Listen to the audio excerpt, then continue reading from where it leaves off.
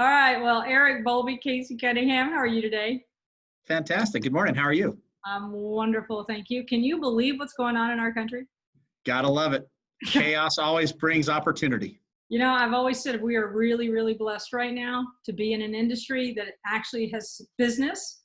Yeah, And our challenges are very different than what the rest of I'll say the world has from uh, where they're worried about just having their jobs. We're worried about how do we handle volume and how do we create some efficiencies for everybody. So I'm just interviewing executives around the country to find out what's going on in the C-suite and okay. what kind of decisions are you having to make right now that are shaping your company for now and into the future. So what's going Sure. on right now? For us, a lot of it is just what I call stepping up, putting bigger boy pants on. Um, uh, with everything that's gone on in the secondary market, it really forced everybody, if you wanted to have a competitive advantage over everyone else, you just had to be willing to service, right? You had to be willing to step up and say, okay, everybody stepped out of the servicing game. Everybody's putting on overlays. Some I believe are justified. Some I think were made out of fear, personally. Sure. We found over the years, in fact, this goes all the way back to 2009, I tried having an argument with HUD when they wanted to have the FICO score caps.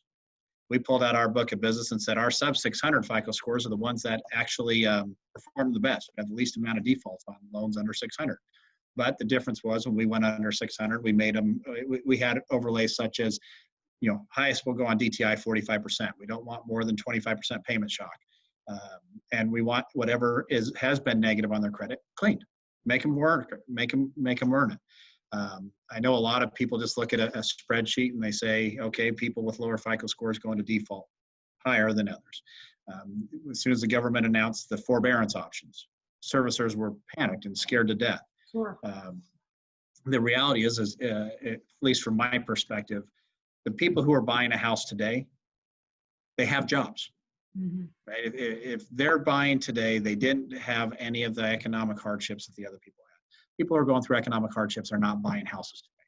So to throw overlays on top of the fact that there's already people chased out of the market, in my opinion, was pure crazy. So from our perspective, we stepped up and said, okay, well, everyone else wants to run. We're going to we're going to run towards. We're more for how do we help that first-time home buyer or lower FICO score person or whoever it was buy their house.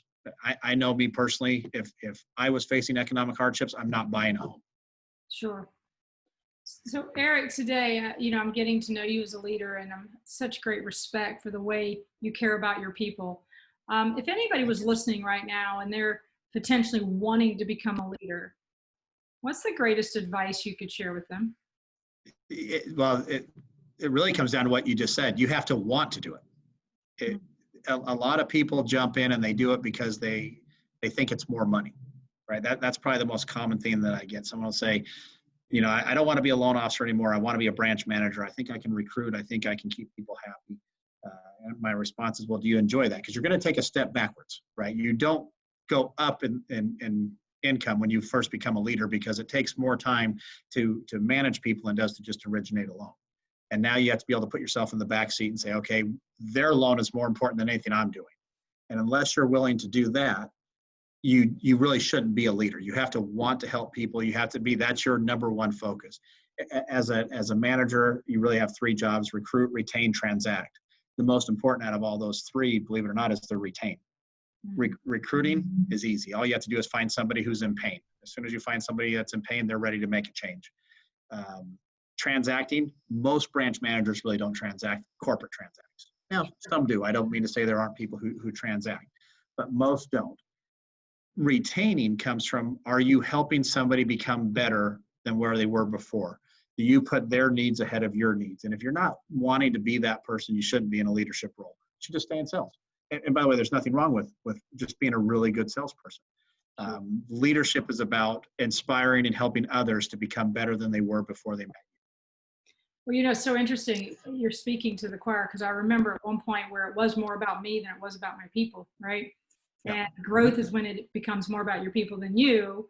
That's a hard decision for many people because we all want to grow and we think the next level is to go from sales to leader, right? Yeah. I want to be manager, and that means more maybe respect, but you don't really gain respect through a title. You gain it through serving others. And Yes. that's time for me to learn early on in my career. So I so appreciate that you sharing that. All right, I got to know.